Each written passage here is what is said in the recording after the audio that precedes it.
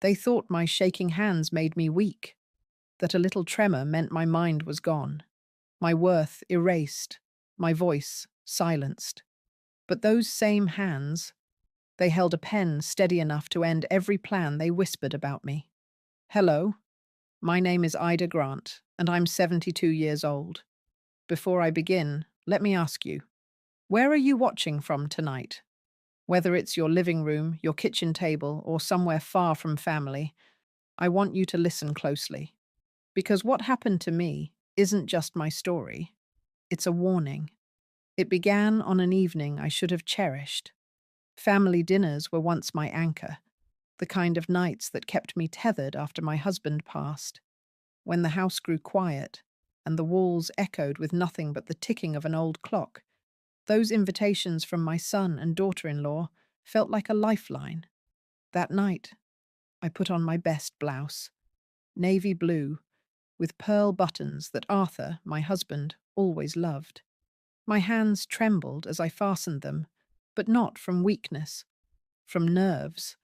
I still cared about appearances, still hoped my family cared enough to notice the effort. I wore my wedding band, even though Arthur had been gone nearly a decade. It felt like carrying him into the room with me. When I arrived, the house smelled of rosemary chicken and garlic bread. Warm, inviting. For a moment, I let myself believe it would be different this time. That maybe, just maybe, there would be kindness. The table was long, crowded with my son, his wife, and their 3 children. My daughter had come too, with her teenage twins. Laughter echoed from the end of the table, the kind of laughter that comes from wine glasses refilled too quickly. I smiled, easing into my seat. But the moment I lifted my fork, the first comment landed. Careful, Mum, my son said lightly, though his eyes carried something sharper. Don't spill. We just had the chairs cleaned. The table chuckled. My fork clinked against the plate.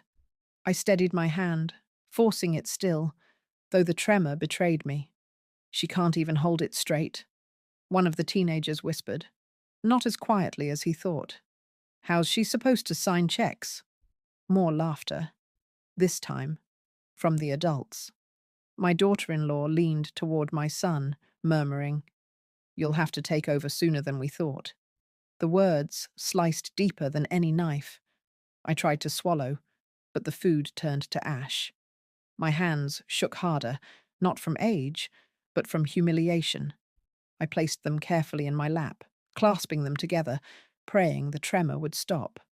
I heard banks won't even accept signatures that messy, my daughter added with a smirk. Imagine her trying to write one of those big checks. The room erupted. Even my grandchildren, the ones I once rocked to sleep, giggled at their mother's cruel joke. I wanted to scream, to remind them of the nights I stayed awake balancing ledgers, of the decades Arthur and I spent paying bills on time, signing mortgages, covering medical costs, buying school supplies when they couldn't. But I said nothing. Instead, I pushed my chair back, slowly. The scrape against the hardwood silenced them for a beat. I stood, cane steady in my right hand. Excuse me? I said, my voice calm but clipped. I think I've lost my appetite. No one followed me as I walked to the door. No one called after me. Outside, the night was cold. The stars blurred with tears I refused to let fall until I was alone. I sat in my car, gripping the steering wheel, the leather soft beneath my shaking hands. It wasn't just the laughter. It was the betrayal, the realization that to them, I was no longer a mother, no longer a provider, no longer even a person. I was a burden, a joke, a ticking clock they couldn't wait to run out. But as I sat there, one thought cut through the fog. They think I can't even sign a check. I let the words settle, heavy and bitter. And then, almost in defiance, a small smile touched my lips. Because they were wrong, dead wrong. My hands might tremble, but they still worked. And soon enough, I would prove it, one signature at a time. When I got home that night, I couldn't bring myself to take off the blouse with the pearl buttons. It still carried the faint smell of rosemary and garlic, but now it clung with humiliation. I sat on the edge of my bed, staring at my hands resting in my lap. They trembled, yes, but not without strength. Those hands had carried more than any of my children could ever understand. I remembered the first time I wrote a check. It was 1974, and Arthur and I had just bought our small two-bedroom house. The mortgage payment was due, and he was stuck working double shifts at the factory. He handed me the checkbook that morning, kissed my forehead, and said, "It's all yours, Ida. You've always been better with numbers than me." And I was. Month after month, I balanced the books, cut corners when we had to, and stretched every dollar until it nearly tore. When the factory went on strike, it was me who kept the lights on, writing checks late at night with a baby sleeping in the crib beside me. Those same hands packed lunches, sewed hems, and signed permission slips. They turned the pages of bedtime stories, bandaged, scraped knees, and one day, years later, signed tuition checks that made college possible for the same children who now mocked me. Arthur's illness came like a thief in the night. Cancer. By then, my hands weren't just tools, they were lifelines. I managed the endless hospital bills, filled out forms, signed release papers when he could no longer hold a pen. When his hands grew too weak to hold mine, mine never let go. And after he was gone, I carried it all alone. Property taxes, car repairs, even the down payment for my son's first home. I remember sitting at the bank with him, watching his face glow with pride while I signed the check. He never looked at my hand then, only at the numbers. Funny how quickly they forget. I stood and went to the dresser. In the top drawer was an old ledger book, the one I kept even after computers took over. Its pages were yellowed, but the ink still held strong. Every entry was neat, precise, written in my handwriting. I ran my fingers over the lines, proof that these hands had never failed me. That night, as I closed the book, I realized something important. While they saw weakness, I still held power. The bank accounts, the deeds, the savings bonds, tucked neatly in the safe. All of it was under my name. The will, mine to write. The accounts, mine to move. The future, mine to decide. They thought the tremor meant the end of my usefulness. But in truth, it was the beginning of their undoing. The next morning, I made coffee and sat at the kitchen table, staring at the small stack of envelopes that arrived daily. Bills, statements, reminders. I opened one, my utility bill, and signed the check as carefully as I could.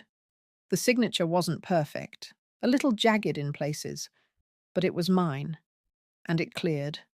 That small act filled me with a surge of determination. If my children wanted to believe my worth ended with the steadiness of my hand, then I would teach them a lesson they'd never forget. I began to recall conversations I had overheard, the whispers when they thought I wasn't listening. My daughter once told her husband, "When Mum passes, at least we'll finally have money for the renovations."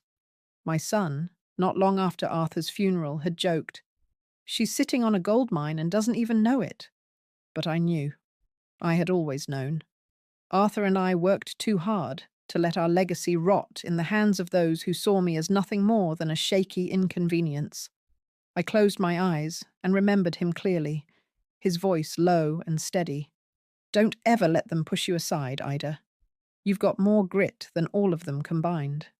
That night at dinner, when they laughed at me, I almost forgot those words. Almost. But sitting in my kitchen, ledger book by my side and checkbook in front of me, I felt them again. His faith in me, his trust, his reminder. I whispered into the empty room, "Don't worry, Arthur. I won't let them win." It was time to act. But before I could, I had to decide. Was I willing to upend everything? To risk their anger, their bitterness, their inevitable retaliation? The answer came quicker than I expected.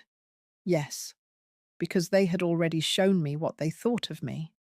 Now it was my turn to show them who I really was. And I would start with a pen. The morning after that sleepless night, I shuffled into the living room with my cane, sat by the window, and watched the world outside move on as if nothing had happened. Birds landed on the feeder Arthur built, pecking happily, unaware of the storm that brewed in my chest. But inside me, something had shifted. Their laughter still rang in my ears, mocking, dismissive, smug. It was no longer just humiliation I felt. It was clarity. They had shown me their true hearts, and I couldn't unsee it. Later that week, I stopped by my son's house to drop off a box of old family photos. I rang the doorbell, but no one came. I almost left the box on the porch until I heard voices drifting from the kitchen window left ajar. At first, I told myself not to listen, but then I heard my name. "She can't even hold a pen anymore," my daughter-in-law sneered. "You saw her at dinner. Honestly, you should start looking into nursing homes." My breath caught in my throat. Then my son replied, voice low but filled with certainty. "Don't worry. When she's gone, it'll all come to us anyway. The house, the accounts, everything. We just have to be patient." They laughed together, the same cruel laughter that had echoed around the dinner table. I backed away from the window, clutching the box so tight the cardboard edges bit into my hands. I wanted to burst in, confront them, scream until my voice broke. But I didn't. Instead, I walked back to my car, drove home, and sat in silence. That was the moment I knew. They weren't just careless with their words. They were already planning a future without me, one that depended entirely on my death. Well, if they were waiting for me to hand them everything, I would give them something else instead. The very next morning, I dressed carefully. Grey slacks, a pressed blouse, and the good shoes I saved for church. I took my cane and my handbag, and I went to the bank. The teller looked up and smiled politely, though her eyes flickered briefly to my shaking hand as I slid my account book across the counter. I could feel her doubt, just like my family's. But I lifted my chin. "I'd like to speak with the manager, please," I said, my voice steady. A few minutes later, I sat in a small office with Mr. Lambert, the same manager who had known Arthur and me for decades. His hair had thinned, his glasses were thicker, but his handshake was familiar. "Mrs. Grant," he said kindly. "What can I do for you today?" I took a breath. "I want to make some changes." Quietly, his eyebrows lifted. I leaned forward, lowering my voice. "I'd like to consolidate my accounts and move certain funds into places where, let's just say, they'll be better protected." To his credit, he didn't question my motives. Perhaps he sensed the steel beneath my words. Perhaps he remembered the years Arthur and I had walked in together, signing loans and deposits without fail. Either way, he nodded. We spent nearly 2 hours going through details. By the time I left, I had opened a new private account, transferred substantial funds, and arranged for certain bonds to be placed in a trust that would bypass my children entirely. Walking out of that bank, cane tapping against the floor, I felt lighter than I had in years. My hands trembled. Yes, but with purpose, not weakness. That night, I sat at the kitchen, table, papers spread around me. My lawyer, an old friend named Samuel Pierce, would meet me the next day to discuss updating my will. Samuel had always respected me, never once treating me like a fragile relic. When I called, he said simply, "Ida, I'll bring the papers. You just bring your resolve." Resolve was the one thing I had plenty of. I thought about my grandchildren. A part of me ached for them, especially the youngest. They were still so easily influenced by their parents' cruelty. But I also knew that if I left everything untouched, those same parents would squander every dime. No, this wasn't about revenge alone. This was about justice. about making sure the life Arthur and I built didn't rot in greedy hands. I whispered into the empty kitchen, as though Arthur were sitting across from me with his old cup of coffee. They think I'm finished, but they've underestimated me. And as I stacked the documents neatly, I realized something. My hands might shake, but my signature was about to become the most powerful weapon I had ever wielded. The papers were spread before me like a battlefield. Legal documents, account summaries, the freshly updated draft of my will, all laid out in neat stacks across the kitchen table. My pen sat on top of the checkbook, small and unassuming, yet heavier than any sword. I stared at it for a long while. My hands trembled, as they always did, the tremor more noticeable when I was tired or anxious. If my children had seen me then, they would have smirked, whispered about frailty, laughed about the futility of an old woman clinging to her independence. But they weren't here. Only me, my pen, and the memory of Arthur's voice. "You've always been stronger than you know, Ida." I reached for the pen. The tremor made the motion imperfect, but I gripped it tight, pressing the point to the paper. My heart hammered in my chest, louder than the ticking clock on the wall. Slowly, carefully, I wrote out the amount, one that would drain my primary account into the new one I'd opened with Mr. Lambert's help. The pen scratched across the paper. My signature followed, jagged but unmistakable. Ida M. Grant. For a moment I couldn't breathe. When I lifted the pen, the ink glistened. Proof of my decision. Proof that my hands still worked. Proof that I wasn't powerless. I leaned back in my chair and let out a shaky laugh. They mocked me for being unable to sign a check, and yet here I was, signing one that would change everything. The next morning, I walked into the bank with my cane tapping confidently against the tile. The teller accepted the check, eyes widening slightly at the amount. She glanced at me, as though expecting hesitation, but I only smiled. "It's mine," I said calmly. "Every cent." And it was. For decades, I'd poured every ounce of myself into building that security. If anyone had the right to decide its fate, it was me. By the time I left, the transfer was complete. The money sat safe in my private account, away from the greedy hands of children who saw me as nothing more than a broken old woman. That evening, I sat once again at my table, pen in hand. This time, it wasn't just about the money. Samuel, my lawyer, had prepared the final draft of the will. He laid it in front of me with quiet reverence, as though he knew the weight of the moment. "Take your time," he said gently. But I didn't need time. I knew exactly what I wanted. Line by line, I read the document. Each word was deliberate, each clause ironclad. My children would receive only small conditional allowances, enough to keep appearances civil, but not enough to indulge their greed. The bulk of the estate would go to a trust for education scholarships in Arthur's name, to the community library that had carried me through years of lonely widowhood, and to a local shelter I had quietly supported for years. For my grandchildren, I left guarded trusts. They would benefit when they came of age, but the accounts would remain sealed until then, safe from their parents' grasp. When I reached the final page, I pressed the pen once more to paper. The tremor was there, but I let it flow through me. This wasn't weakness. It was proof of the years I had lived, the struggles I had endured, the strength it took to come this far. I signed my name, Ida M. Grant. Samuel looked at the paper, then at me. He gave a small nod. "It's done. They can contest it all they like. It won't stand."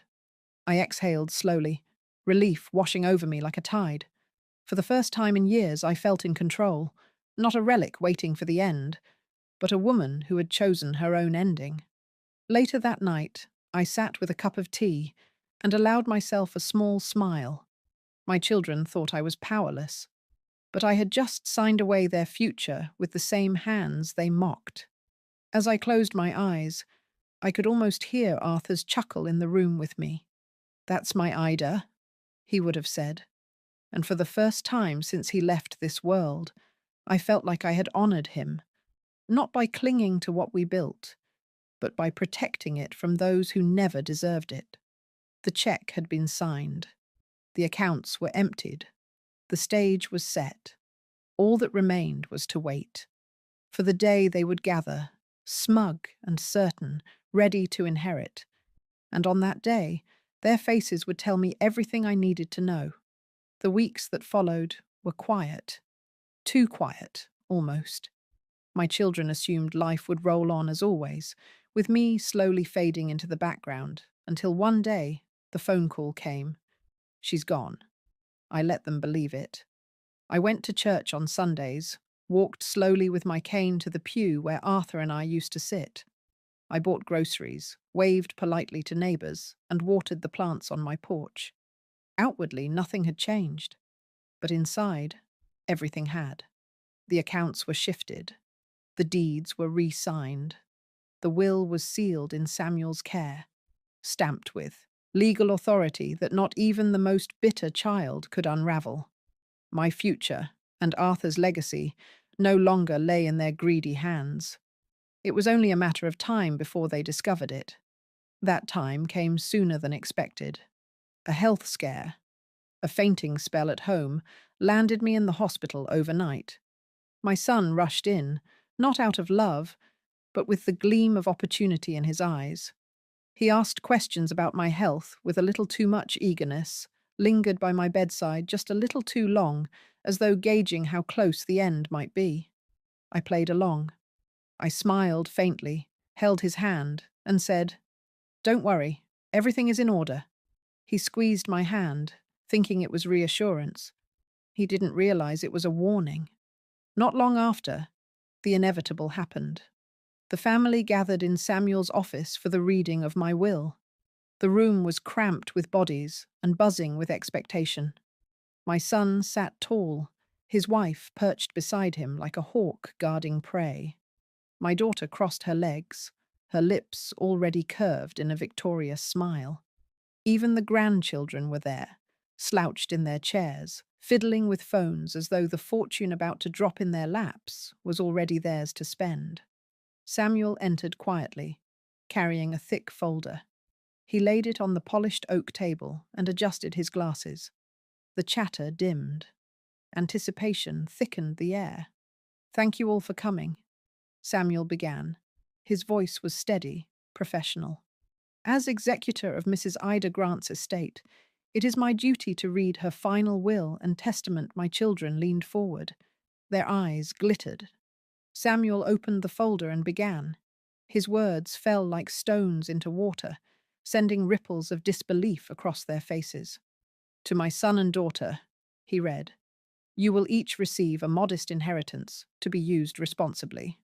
However, the majority of my estate has been transferred into charitable trusts, scholarship funds, and community programs, bearing the name of my late husband, Arthur Grant." Gasps filled the room. My son's mouth fell open. My daughter's smile froze, her knuckles tightening around the arm of her chair. Samuel continued, unflinching. "My grandchildren are provided for through educational trusts, which will remain inaccessible until they reach adulthood. These funds are protected by law and cannot be accessed by their parents under any circumstance." A stunned silence followed, broken only by the ticking clock on the wall. Finally, my daughter-in-law found her voice. This can't be right." She wouldn't do this to her own family. Samuel looked at her over the rim of his glasses. "Mrs. Grant was very clear in her wishes. Everything here has been signed, witnessed, and notarized. It will hold." My son's face flushed crimson. He slammed his palm on the table. "She's lost her mind. She was barely holding a pen. How can this stand in court?" Samuel calmly lifted a second folder. "Because we recorded the signing." Mrs. Grant, though her hands shook, was of sound mind and body. She made her decisions freely, and every signature matches her legal record.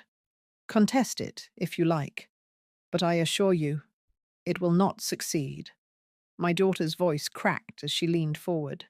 So, we get scraps? After everything we've done for her? Done for me? The words rang bitter in my ears. I thought of the dinner table, the laughter, the whispered plans outside the kitchen window, and I almost pitied them. Almost. Because the truth was, they hadn't done anything for me in years. They had taken, expected, assumed, and now, for the first time, they were facing a future without my hand feeding theirs. The room dissolved into chaos. Angry voices, accusations, fists slamming against polished wood. But Samuel's calm presence anchored it all. He read the final clause of my will, his voice clear. To my children who mocked my hands and doubted my strength, may you remember that trembling hands can still hold power. And they held the pen that wrote this. The words silenced them. My letter, my voice, spoken through Samuel, landed heavier than any dollar amount could. Their faces drained of color. My daughter-in-law clutched at her husband's arm, her lips pale. My son leaned back, his jaw tight, his pride wounded deeper than his pocket. The fortune they believed was theirs had slipped away, signed away by the very hands they mocked. And for the first time in years, I felt free. The room was thick with tension. Papers rustled, chairs scraped, but no one dared leave. My children sat stiff and pale, their dreams of easy wealth crumbling before their eyes. Samuel cleared his throat, adjusting his glasses as he pulled out one final envelope. This, he said, tapping the paper lightly, is a personal letter Mrs. Grant asked me to read aloud after the will. The murmurs ceased. Even the grandchildren looked up from their phones, curiosity outweighing boredom. Samuel unfolded the letter carefully, the pages crackling as though they carried the weight of every year I had lived. And then, in the quiet of that office, my voice returned. To my children, who once held my hands when they were small, their eyes widened. I remember when those hands of mine tied your shoes, wiped your tears, and carried you through storms you were too young to understand. I remember holding your fingers as you learned to walk, as you scribbled your first shaky letters. My hands were steady then, weren't they? Steady enough to feed you, to clothe you, to pay every bill that kept a roof over our heads. My daughter shifted uncomfortably, her lips pressing thin. But time changes all things. My hands shake now, yes, but tremors do not erase a lifetime of strength. They do not erase the nights I stayed awake balancing ledgers, or the mornings I signed checks so you could go to school. They do not erase the years I worked when your father fell ill, when I signed away piece after piece of my own comfort to keep you safe. Samuel's voice didn't waver, but I could see my son's jaw clench, his knuckles whitening against the table. And yet, at that dinner table, I heard you laugh. I heard you whisper that I couldn't even sign a check. You thought my trembling meant weakness. You thought my time had passed, that my mind had faded. You thought wrong. A silence fell so sharp, I imagined they could hear their own guilt pounding in their ears. I had written the letter carefully, every word a blade honed on years of sacrifice and betrayal. I signed one last check, not for you, but for myself. I signed away the future you thought was guaranteed. I placed it in hands that will honor it, in scholarships for children who work hard, in libraries where young minds find hope, in shelters that feed those who have nothing. My fortune will serve those who need it, not those who mocked the hands that earned it. My daughter-in-law gasped quietly, her hand flying to her mouth. To my grandchildren, if you are listening, know this. I did not punish you. I protected you. Your education will be safe, guarded until you are ready to stand on your own. If you choose kindness, if you choose integrity, you will thrive without ever needing to belittle another soul. The teenagers exchanged uneasy glances. The weight of my words pressed heavier than any inheritance ever could. And to my children, my blood, remember this truth. Trembling hands can still sign a name, and mine signed away your entitlement, not out of cruelty, out of justice, out of the hope that one day you will understand the difference between inheritance and legacy. Inheritance is what you take. Legacy is what you leave. Samuel folded the letter slowly, laying it on the table like a verdict. The silence that followed was suffocating. My son's face was drained of colour, his pride shattered in front of his wife and children. My daughter sat frozen, eyes glassy, as though the weight of every memory she had buried came crashing down. One of the grandchildren, the youngest, no older than 12, looked down at the floor, ashamed. In that moment, I hoped maybe, just maybe, the seed of understanding had been planted. Finally, my son broke the silence, his voice tight with rage. She did this to punish us. She. She destroyed the family. Samuel shook his head firmly. No, Mr. Grant. She made a choice that was entirely hers to make. The truth cut deeper than any accusation. They hadn't been robbed. They had been judged, and the judgment was final. As the room erupted again, raised voices, angry accusations, bitter tears, I imagined myself sitting in the corner, cane resting against my knee, watching it all unfold with quiet dignity. For years, they had underestimated me. They thought I was powerless. But in the end, it was my signature, shaky, imperfect, but indelible, that wrote the final chapter. And their faces, pale and stricken as Samuel closed the folder, were proof enough. I had won. When I walked out of Samuel's office that day, the air felt lighter than it had in years. My children stayed behind, their voices rising in anger, demanding answers from a lawyer who had none to give them. I didn't need to hear the rest. I had already heard enough in their whispers, in their laughter, in the careless way they dismissed me at that dinner table. As I stepped outside, the sun hit my face. I paused, closed my eyes, and breathed. For once, I wasn't carrying the weight of their expectations. I wasn't the old woman they pitied, the shaky hands they mocked. I was myself again, Ida Grant, the woman who had worked, sacrificed, and chosen her own legacy.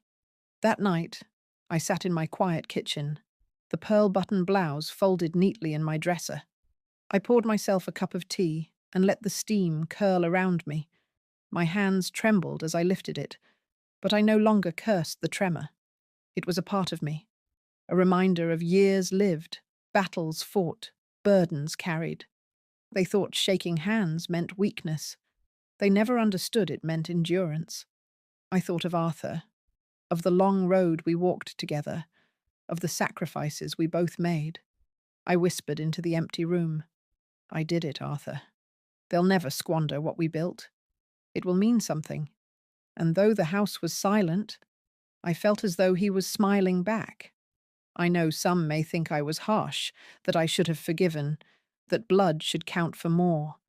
But let me ask you, what is family, if not respect? What is legacy, if not honor? My children mocked me. They saw me as a burden. So I showed them the truth. Trembling hands can still sign power into motion. So if you're listening to my story tonight, let it remind you. Never underestimate your own strength. Never let anyone else decide your worth. And tell me, before you go, where are you watching from? Because wherever you are, I hope you carry this lesson with you. Weakness is only what others call you. Strength is what you choose to be.